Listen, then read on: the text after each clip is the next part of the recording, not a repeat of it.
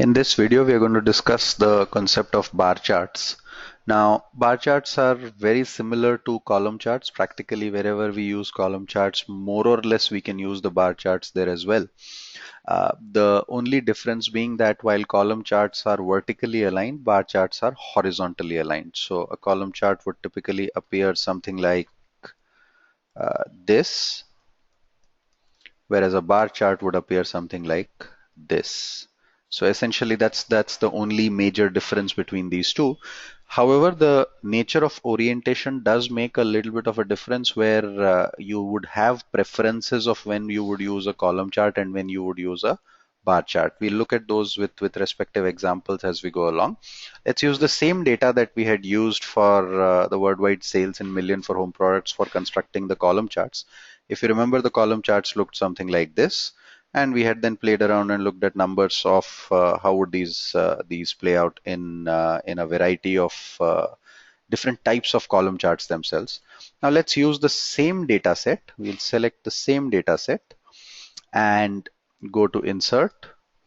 And when we look at recommended charts on this, the first one is a column chart. The second one on the right side is what is the bar chart. You'll see this horizontal alignment. That's the bar chart. So I can select a bar chart, and within that, let's say we choose a two-dimensional bar chart, right?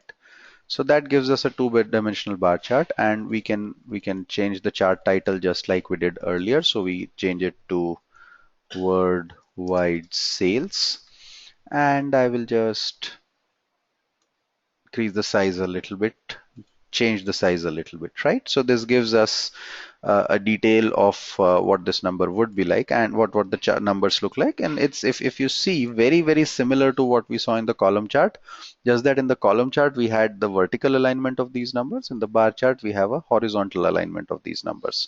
We can again come and make the same changes with respect to adding data labels as to what those numbers are. Now this obviously does not show all the numbers because it's a very constricted chart, and that gives us one sense that when you have six chunks of significant data points which are coming in, and you're dealing with those chunks, then for example, June has data for Asia, Europe, Africa, and Latin America, right? So practically, once again, I'll make this change here, which is Africa. If we make these data points, it is probably better to represent this data in the form of a column chart. We can drag it further and make it bigger. As it keeps becoming bigger, we will probably find that data labels could be added to all these, right? So I can add data labels, I can add the data labels, and I can add the data labels here as well. Right, so we've added the data labels for all of these, and that gets represented. Rest of it is the similar format. We can select the axis, embolden it, select the axis, embolden it, and take these grid lines, which are vertical in this case, and we can choose to probably remove the grid lines. So the grid lines go away. We can go to the chart area and put in a color behind the chart, which probably would make it look like this. We'll undo this, etc., etc. So we could do all these changes within the bar chart, and it's exactly very similar to what we saw in the column charts case. The data represented is more or less the same. So then when would we use a bar chart versus, let's say, a column chart? That becomes a very important analysis for us to try out, right? So let's quickly redo this once again. I'll delete the chart. Let's select the data set. We go and click on insert a bar chart. And let's say we select this bar chart, we double click on the chart title, we change it to worldwide sales, we remove the grid lines, we select the data series, and we can actually select the entire chart and make changes to the chart type from here. If we want, we can possibly use stacked column charts, stacked bar charts as well, which give us the data like this. We can then add data labels to these. So we could add data labels within these, and that gives us a slightly better representation than what we had earlier, right? So this is a stacked bar chart that we have seen. Just like the other charts that we had seen in the past, we could also go here and change the formats which are available from Excel already. So we could look at any of these on the top menu bar, and as we keep hovering on each of these, we keep moving the mouse without even clicking, it will automatically change. And we can come back and if we don't want to change, we can leave it where it is, right? So essentially that's what comes in the form of data labels, etc. We can once again select it, go to design, and try and look at what kind of data we are looking at. So we can change the chart type. uh, Stacked column charts, we could have 3D clustered bar. So we could change this to a 3D bar chart, right? Instead of having a 2D, we could change it to 3D. We could subsequently change it to 3D stacked bar charts in case we think that representation gives us a better representation of the data and we want to use that. Right, so that's how bar charts would typically get used. Very similar to column charts, exactly similar features that we had seen in the column charts case. Let's now understand why would bar charts be used and preferred in certain case over the column chart, or why would column charts be preferred over a bar chart, right? Let's say we have the new some more data that we have taken out. Home products, worldwide profits in millions is what we have seen, and that's given for a lot of these countries, right? So I can select all these countries, and let's say we click on insert, and we insert a column chart here, right? So we put a 2D column chart. Now, if I want the chart size to be small, too many countries here would essentially get cluttered. It'll get cluttered because the horizontal axis will only spread over a point, and the name of the countries might be bigger, right? So essentially, to put everything horizontally, it's a difficult task. If I reduce this, it'll probably make everything vertical like this, right? If I reduce the size, it'll make everything vertical. But if I want the names to be horizontal, it probably will exceed significant numbers, right? Now, in this particular case, if I go and change the chart type to a bar chart and put it as a bar chart, this becomes slightly more readable. So if you have a lot of data points, that are there, sometimes it is usually better to use the bar chart, especially if it is data around a lot of countries, lot of units, lot of cities. It might be a useful idea to use bar charts and represent the same data using bar charts because it makes it slightly more readable. There we would have to go and scout for which country, what data point. The country name is also kind of slanted. Here the country name comes horizontally and is exactly opposite the line, so it becomes much easier to read it and comprehend it, right? So that's where typically bar charts would become, that's one of the applications where bar charts are good. Now, practically, even within this case, an interesting point that we will note is what happens if the data becomes negative. So let's say we take one of the data points, let's say something like Brazil, South Africa or Brazil. Let's take South Africa and change this data point to minus 25. Let's say they made a loss in South Africa. Now what do we see is essentially the bar changes its direction and comes on the left side of the axis. The first problem that comes is it does not really give us a sense that it is negative. The second problem that comes is that this overlaps the name. So let's solve the second problem first.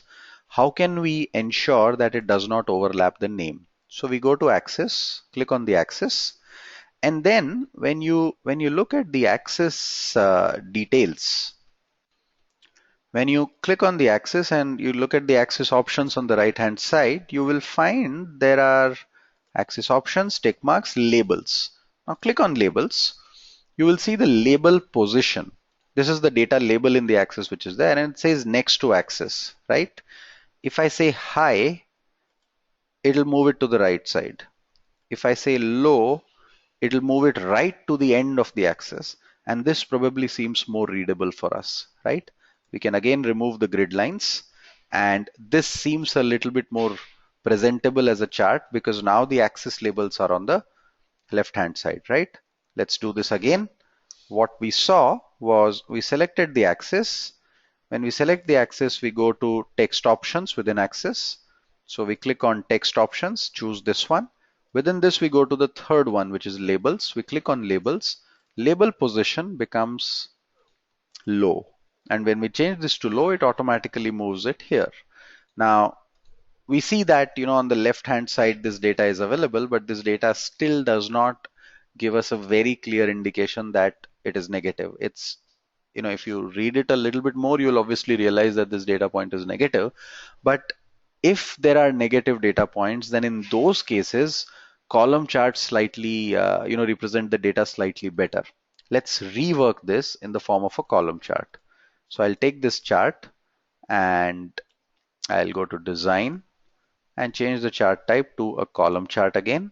And let's say we have a column chart, we click on OK, right? You will note that the names are, if we click on format axis and we look at the labels once again, the labels you see are low. If I change this to next to axis, it will again start, the South African number will start, name label will start overlapping the number there.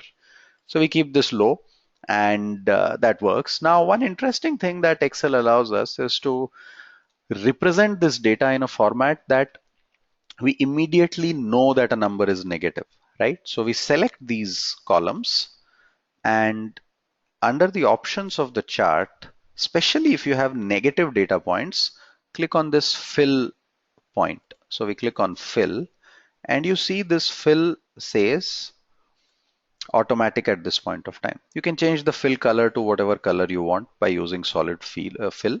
The color is also kind of represented here. This blue color is what is representing here. You can vary colors by point, right? So let's click this and see what happens. When you vary colors by point, it makes it a little bit more colorful as a chart. That may not always be relevant for us. So we go back to the initial point. We can invert if negative. So now you see what happens. If you invert this if negative, the bar, the column for South Africa becomes white. Now can we change these colors? You can click on solid fill and you will see that it gives you two color options now. There are two options available here because you clicked on invert if negative. If you don't click on invert if negative, there is only one color option that is available. The moment you click invert if negative, there are two options which are available. On the second option is where you can denote what color you want if the data bar is negative. Let's say we want a red color. If the data set is negative, this automatically gives us a red color, right? And this then represents the data even better in the case of a column chart. So if you have a lot of data label, lot of data points which you have to represent, bar charts are slightly better. If you have negative data points that are to represent, column charts are slightly better. You can represent the same data using a bar chart as well. So if we click on change chart type and change it again to a bar chart, the same representation will come as the bar chart as well. It shows negative and it works fine. But we realize that the column chart probably represents negative data points better. If there are too many data points, then you use bar charts. If there are negative points, you use column charts.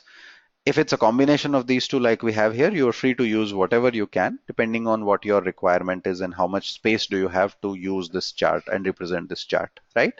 So that's all the changes that we can do. We can play around with the numbers of these bars. We can select and say, let's say we want the positive ones to be green and negative ones to be red, right? So that's how you can use a bar chart or a column chart interchangeably, and you can use this bar chart and represent the data here. Right? In this case, because these are individual data points, remember you will not use a stacked column chart or a stacked bar chart. This has to be a simple plain 2D or a 3D bar chart that we are going to use. That's the application and usage of bar charts in Excel.